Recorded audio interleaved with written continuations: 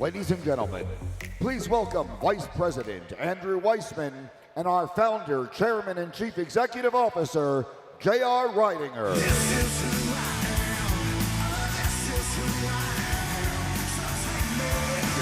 Which side do you want? Okay.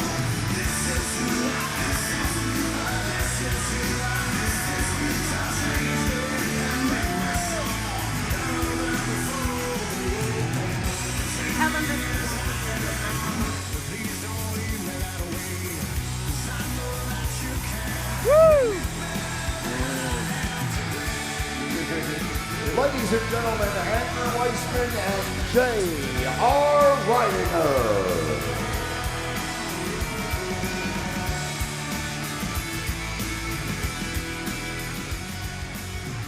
So let me start this out. Yes. Is this like your next guest? Well, Jerry, you know you've been on the Andrew Weissman Show before, Right. right? And there's been a lot of requests to bring the Andrew Weissman Show back on air, right? So we'll see what happens. Maybe this might stimulate that. Okay, so you're going to give me a minute to talk about something I want to talk about. Yes, right? absolutely. Yeah, you know, I think most of you know that Lauren and I have, I guess serendipitously, developed a iconic person club. It was done by accident, really. But we're icons in music, art, sports, business. You would call them celebrities. We don't see them as celebrities, and they don't see us as anything special. We're just of a mutual admiration society. So they feel comfortable around us because we're at the same economic level, and they know that there's not going to be any social media, no gossip, and, you know, Lauren becomes Dr. Ruth and Dear Abby to them. I don't, you know, they're a consultant. But at any rate, it's grown to, you know, encompass all types of great musicians, athletes, artists, and that's become our world. It's kind of like a sorority or fraternity. And, you know, people like Swizz Beatz, DJ Khaled, Fat Joe, you know, and people in the art world, like Craig Robbins, who started Art Basel, and Jason and Michelle Rubin, that have these incredible shows. They're at the center of what's happening in art and design. Kanye West, you know. I said, Kanye West, do you go to a church? He says, I design churches. You'll catch that one on the way home. He's funny. But at any rate, I was at a event with Swizz Beatz and DJ, that's Alicia Keys' husband, by the way, a very famous producer, and DJ Khaled, and I saw this piece of art that just blew me away, made out of thousands and thousands of pieces of paper, beautifully sculptured, and it opens. There was like, you know, I got to get Joe, because he's the sneaker pimp, you know, a pair of his shoes. Right. But I was just fascinated by it. I kept going back and looking at it. I guess the artist, Felix Semper, thought I was crazy. He tried to sell me one for 250 grand, because I asked. I said, woo. But you know what? I can see why it's worth that. Art's a funny thing. All he lacks is exposure to be a mainstream major icon in a new form of art. This had fascinated me because it was the brain that came out. And you know my fascination with being a part-time brain surgeon and being able to open up the brain, and my concept of our thinking and our belief can be extended to other people, and we can attract other people. So I love it because this piece, the brain opens up and it extends out, you know, to other people. So he had me take some pictures. You know, I look like Rudy Gazzuti there, but I am kind of crazy. And so I'd like to introduce to you a new, what I believe will become a world-renowned leader in art and sculpture and this new art form, Felix Semper. Now here's the funny thing about it. We were in Miami. I wanted that thing. I told somebody, track it down. And they started tracking it back through Khaled and Swiss Beats, and they say he's from Greensboro. Greensboro, you got to be kidding me. I mean, how unlikely is that? So he's a homeboy, you know, and I'm very impressed. I think you're a genius. You do it well. He let me have this. I'm going to pay you back with lots of orders. But let's show how it works. So, what do you call this? This is stretchable paper. And so basically I glue the sheets of paper into a stack as high as I think the sculpture is going to be. Then I carve it. Imagine this block being paper. And, each sheet is So this was a block of sheets of paper. Sheets of paper, and then it was taken away. It takes 3 months to create a sculpture like this. And, it's all done by hand. And I was looking at your photo for almost 3 months. You guys want to get inside? You know me very well. You see this here? This here now? Yeah. So you want to get inside my head? Show them. There's a lot there.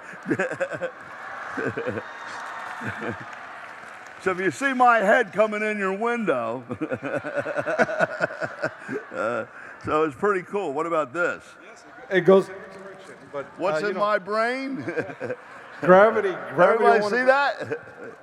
Woo! Don't let it fall. Yes. There's a lot of good stuff in there. So let me make sure,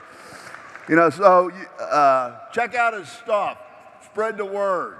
Not all of you are yet at one BDC fully finished. It gives you the income to buy this, but you should. That's right. And it's felixsemper.com. Is it on the slide? Okay. It's all done by hand. No lasers, no nothing. It's a real piece of art.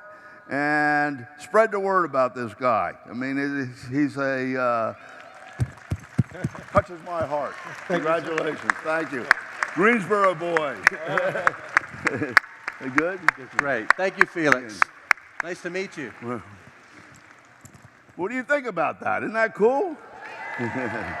Lauren, I want to know where you're going to put that in your house. Is that going in the new estate in Greenwich? It's going in your office. Going right inside. You can look at yourself all the time, right? Right. That'll be fantastic. I look at myself all the time anyway. Right. Picture myself. In your mind's eye, looking at yourself. Yeah. So we thought it'd be a nice, a good idea to have a conversation, have a little interview here, JR, to get your perspective on the future and also look back to the beginnings of Market America. And it's in a different format than just doing a presentation. I know You JR. did this on the Andrew Weissman show. You did this before on the Andrew Weissman show. You asked me back. You were highly requested to come back on the show, so I guess here we are. But Jared, I told him that if he would have the Andrew Weissman show at a set time every week, he would build a following of tens of thousands, hundreds of thousands. It's a possibility. Do you agree? Would you tune in? Okay. We'll give it a shot. See? Well, I told you there's been a lot of requests for it, but let's Jared, before Market America, I know you were very frustrated with the inadequacies of other business models, and and I know you were frustrated. You wanted to solve all the challenges associated with the different business models and eliminate all the obstacles that really impeded somebody's progress in really getting what they want and really succeeding. Can you talk to us a little bit about why Market America started? What led you to starting Market America? Well, I think it coincides with when I met Lauren serendipitously, or maybe it was divine providence. But at any rate, I was a young guy, extremely motivated and passionate about what I did, but like many of you at work, nobody would listen to me. And I saw all of the models being inside out and upside down. They just did not make any sense. Mass marketing, it was a caste system. You had to be blessed. You had to know somebody to get your product on the shelf. It costs hundreds of thousands of dollars to do branding, or millions of dollars to do branding. And there was the supply chain and mass media chain had so many layers to it of profit and a piece of, a cut for everybody, that it made 70% of the cost of the product wasn't even the product. And I thought that this made no sense. It's antiquated, and it totally ignores a digital world or a computerized world. That we don't have to have huge inventories and distribution centers and then in stores and, et cetera. And then in direct sales, I lived the nightmare of having to have too many people for any one person to make money, and antiquated models that were out of the 50s that didn't really use technology, where there was a negative incentive. And then there was, any other model had tremendous flaws in it. So I would come home complaining, everything's upside down, the world's stupid, everybody's nuts, I have a better way.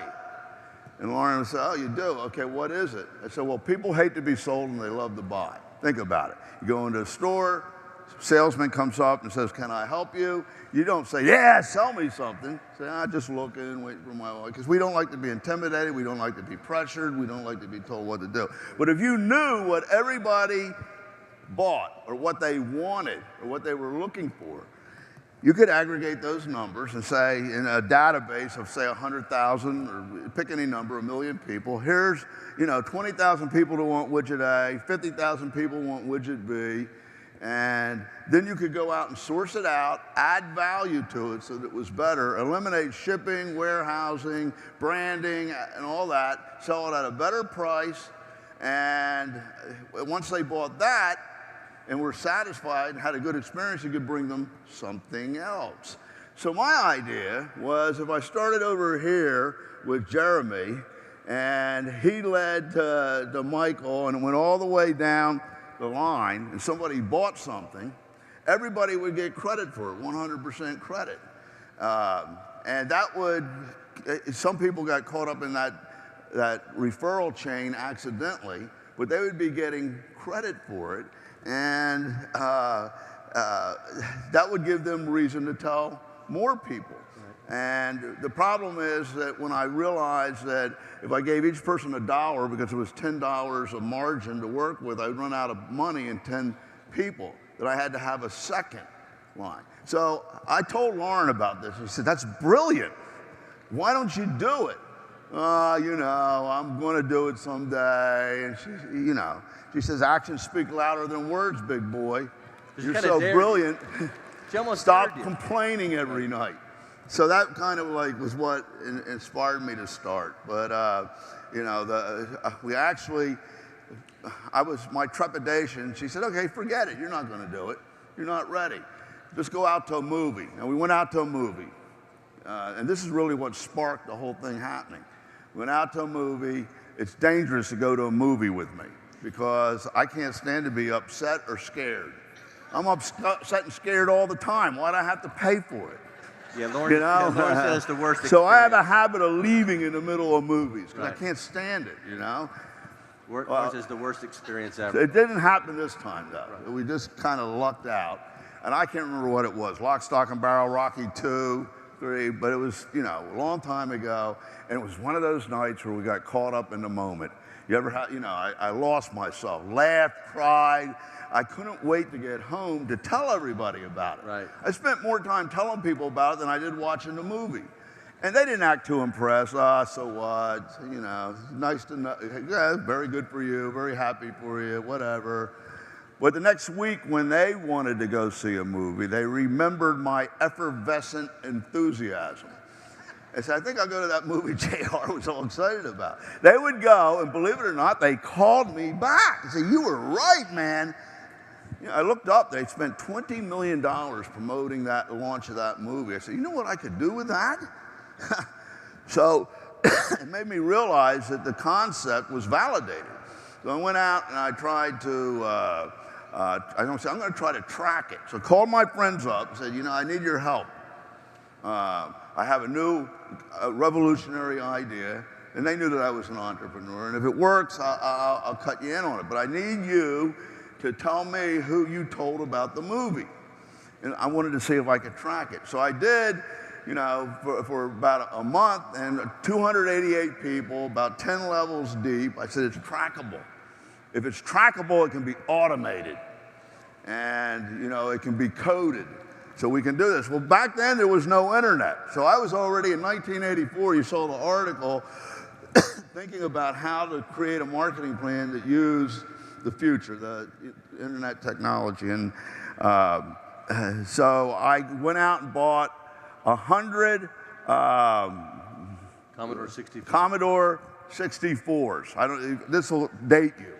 64 RAM with phone modems, home phone dial-up modems, strung them up with 20 to 50 people, and you know I had 100 of these things, of these Commodore 64s, and they would find out what their friends wanted, report it. The ones that were the highest that week, we would use to get the product. I would get the product, make a deal, ship it to them, eliminate all the other costs, and that's how we started. It grew to 10,000, 100,000, and that's when the company started. Is that too much for you? No, it's not too much. That was it's just the truth, so it's really nice to hear. I think many people don't realize, you know, the steps that it took or the experiences that led to the creation of Market America, you know? Your questions get harder as we go, so I thought I'd use up all the time on that one. That's perfect, Jared. You're never at a loss for words. So, JR, you know, we're celebrating really our 28th year of business, right? Market America is consistently growing. Over 4.7 billion has been earned, you know, by. That doesn't excite me. It should be 10 billion. It should be. We're growing. We're growing. Yeah, but it works. You made it. You don't want anybody else to get it, so it's only 4.7 billion. You know. So that's as of June 30th. But JR, if you think back to when the company started, what, if anything, would you have done differently? Oh, well, that's a rough question. But listen, I'm very thankful and grateful for what happened. All things work for good. It's been an amazing trip. I was absolutely crazy. The people that joined me were crazier. But it happened. And so when I look back, I think about how that, you know, it's kind of like cellular mobile, GPS, Google, 777s flying these huge hotels. Right. We take it for granted. Do you realize how miraculous that is? Yeah. I mean, it's just unbelievable that those things have actually happened, and now we just take them for granted. Nothing. You know, to have all the knowledge in the world at your fingertips is pretty crazy. So when I think about developing the plan, it was totally impossible to do what we've done. I mean, just think of the franchising model and how difficult it is, because if you open a Starbucks, somebody's going to have one a mile away all of a sudden, constantly eating into your business because they have no model to put one under another like we've done. Creating the vertical profitability rather than width is absolutely genius. It's a Google level. It's that big, you know, and then being able to accumulate volume beyond a month. I don't think anybody even appreciates how complicated that is. That everybody else cuts it off at the end of the month, everything starts at zero, or, you know, paying 4 times a month. So that if there's more volume, you're getting more money than if it was just once a month, you know. And then the infinite search, absolutely mind-boggling. I mean, a computer used to take 3 days to update until Eugene figured out a way to make it go in 3 hours. This is a genius, you know. And then vertical profitability is absolutely Google level. You know, it's equivalent to that type of thing. So when you put the things together and having a universal shopping cart, I thought that we'd be able to conquer the world, and this would be the solution for all average people to get residual income.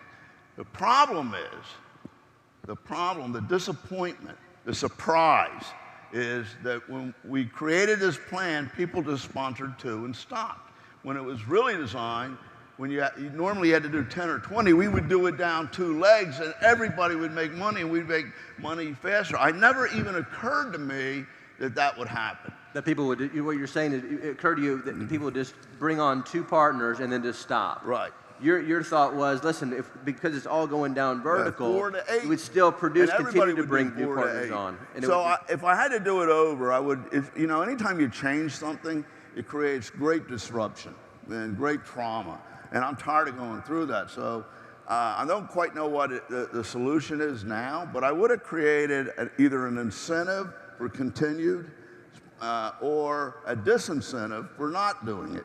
It's not in there, and anytime you change the deal on people, this one would require the advisory council, the field to vote, the board to vote, because I don't change anything monetarily that's key to the essence of the plan. Of course. Material functioning of the plan without consensus. But I think it's the thing that we really need. So would you agree, Jared, sometimes our greatest strength, which is the MPCP, can be our greatest weakness, Andrew, right? you got me on that one, yeah. Unfortunately. Is that that's what you're trying to say? But the plan is too powerful, I guess is what you're trying to say. The biggest problem the company has is the plan works too well.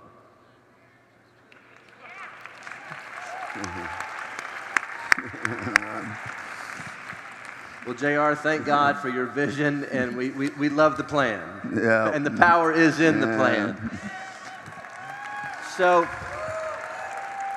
you talked to us about, the experiences that led you to the creation of the referral tracking system. You mentioned how, just down 2 vertical lines, it was based on what any individual has been proven to actually do. So the success rate has been, much higher than previous businesses that you've experienced. So you really eliminated all the impediments, right, JR, that people experience in other business models for somebody to really succeed in doing something on a part-time basis, regardless of their intelligence, regardless of their education, regardless of their financial position, and we thank you for the plan, okay? Thank you for joining me, Andrew. You're welcome.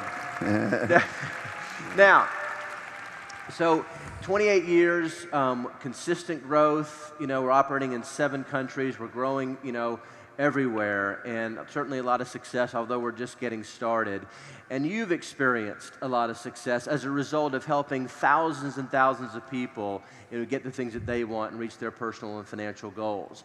But normally somebody, with you and Lauren's, financial position, where you are in life, how much you've accomplished, normally people would think, well, they're going to relax. They're going to spend time with their family, just enjoy their grandkids and their family and just enjoy their life. But you don't do that. I mean, you do enjoy that, but you're still as passionate and as active, as ever before, in building the business. Why is that? Well, you might want to ask my wife how things have changed over 28 years, because she'd be a better judge than I. But one part of the problem is I infected with this insane virus Lauren and Mark. And sometimes I feel guilty about it. They're more passionate than me, and they're younger, and we can't stop. But the real answer is there's 2 parts to it. One is part of success in this business is a lifestyle. If I'm not doing well and having fun and able to do anything that's possible, how are you ever going to be able to do it? So we feel like part of our job is living well, living the dream, I call it. Living the dream. So if part of the business, and you all have this responsibility, you need to demonstrate to others that this is a reality that can happen for them. And so the lifestyle, living the dream, we always have a digital office, and we're in a great environment. One of the greatest discoveries in life is you don't have to live in one place. Wow. Most people grow up, they go back and forth, they live there their whole life, go on vacation to see the relatives, and never get outside of that area. But, so we bring people in, and we live a great life. We made $100 million together on real estate outside the business, because you can do this. That's one. So it's not so bad. What am I stepping down to? What am I slowing down to? You follow? And secondly, it's not about money anymore. Money is a scoreboard. It's the score of the basketball game or the wrestling match. Okay? So you want to win, you want it to score, but that's not the driving force. It's about fun. We have a tremendous amount of fun building the business, with people. And my real passion is turning an average person into a free, wealthy rock star that helps other people. I get tremendous pleasure out of that, So that's why we don't slow down. What is there to slow down to?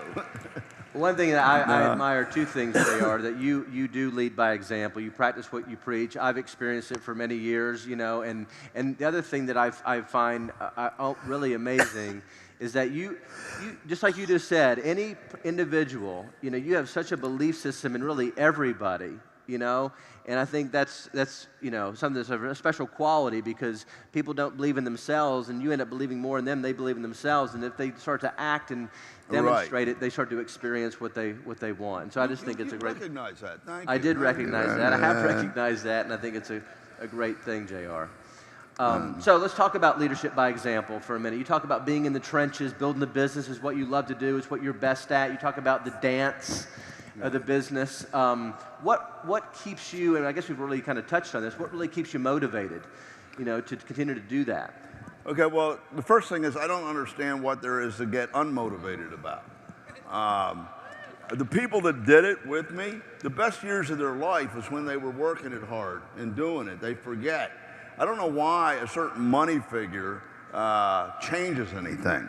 It certainly hasn't changed anything for me, but let me put it this way. Name a sport in your own mind, or name a sport. Football. Okay, you're a really great football player, Dennis Franks. You're a really great football. You love football. You played in high school. You played in college. You went to the pros. You love it. Why would you ever stop? Well, you get old. Get older. Okay, name something else. Dance. You're a great dancer. You're a stage dancer. You're like Elizabeth's son, huh? Oh, Elizabeth's son, yes. Bruce. Or J-Lo, or whatever. Okay, and you're recognized. Everybody sees you're great, and you get recognized and accolades and awards. Why would you stop? Why would a number of years passing change that thing that you love?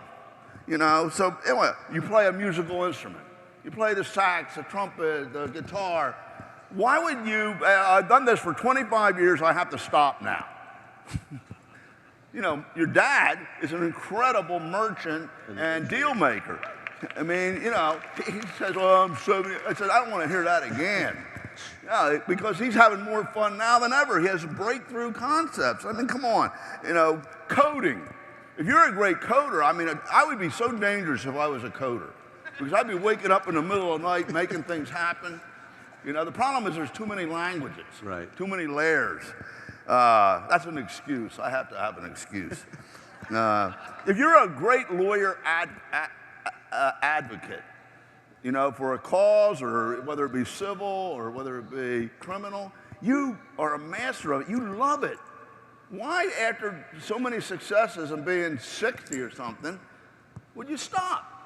It's too much fun.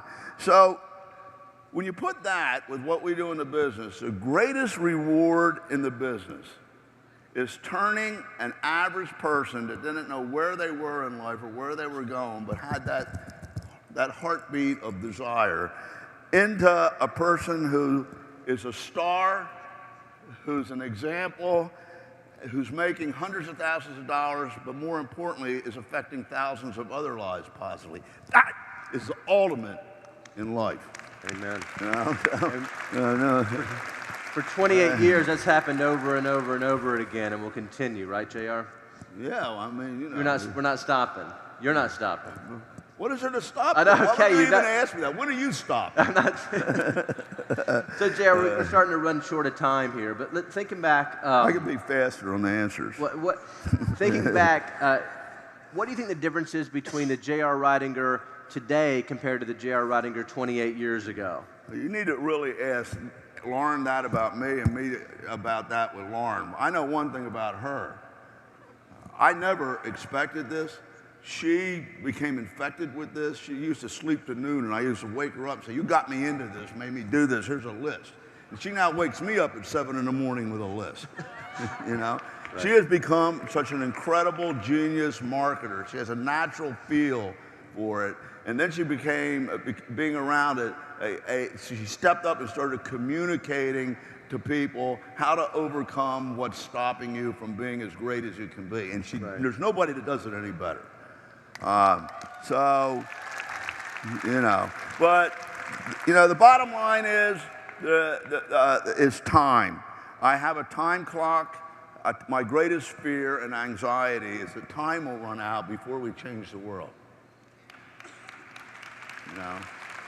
That's the answer. Well, we're moving as quickly as possible, and I think with our community, you know, we can make it happen. We are making it happen. One person at a time. Hurry up. One person at a time, JR, just like the starfish. Yeah, but hurry up. Yeah, okay, we'll go. So, JR, last couple of questions here.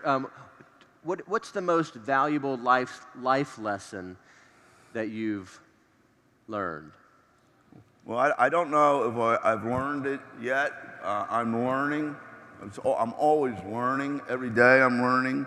But I guess, you know, there's a lot of things that teach you lessons that don't go your way. You get lessons from winning and lessons from losing. And lessons in the sea of despond, not going anywhere. I have a lot of trouble with not getting what I want. I'm very impatient. We know. But the lesson that I know is in there that I'm beginning to get is everything happens for a reason, and all things work for good, and timing is everything. When it's right, it'll come, you know? And if you go forward with the right intention and purity and give it everything you got, it might not happen now, and there's a reason for it. It'll happen when it's right, you know? So. Well, JR, you know, we know, you know, where we've come from. We know where we are. But can you give us your thoughts and your perspective and your vision of where you see Market America worldwide, say, 20 years from now? Yeah. Okay. Well, this is a hard question because I have anxiety over it. I mean, you guys all got anxiety. You dump it on me all the time. I got some too. Look, you know, when I think of the concept and where the world is in economy, the deprivation that many people experiences, and all the inequalities that come back to economics. Right. You know, I consider myself a economic evangelist, a secular evangelist. I'm not going to save you spiritually, but I can save you economically. And I believe that there's a solution out there. It's kind of like the king of a country brought the wise men of the country together. And he says, I want all the knowledge in the world. We have the smartest people. I want it all put together and given to me. So the story, I got to shorten the story. They kept coming back with volumes of books. They reduced it. He wasn't satisfied. He said, I want all the knowledge in the world in, you know, one statement. So they finally came back and told him there's no such thing as a free lunch. You can't get all the knowledge in the world in one sentence or book. So he put them all in jail. He said, you know, because they were being wise guys. Well, 10 years later, they called him from jail and said, we got it. And they came to him. He said, okay, come. They came to him and they gave him a card, google.com. All the knowledge in the world. It's all at your fingertips, right? Catch you on the way home. But it's that powerful. You think about it, it's that powerful. When I started this business, there was no Google. You went to libraries. Today, you only go to the library to pick up girls or guys in college, right? I guess so. You know, I think about social media. You know, social media was started to pick up girls. It was.